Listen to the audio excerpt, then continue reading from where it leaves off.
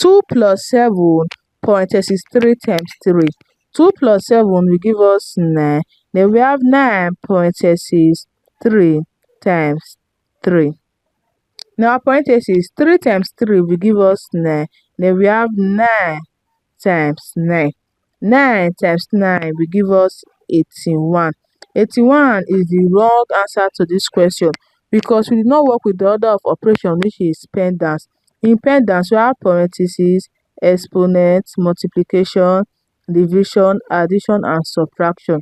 Multiplication and division have equal priorities, such as addition and subtraction, working from your left to your right, in order to arrive in a very correct answer. Let us solve the right answer to this question. First of all, we are going to work with our parentheses because it comes first. In our parentheses, we have 3 times 3. 3 times 3 will give us 9. Then we have 2 plus 7 times 9.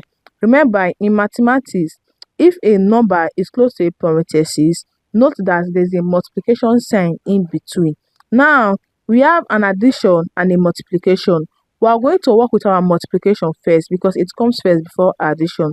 7 times 9 will give us 63. Then we have 2 plus 63. 2 plus 63 will give us 65. 65 is the right answer to this question.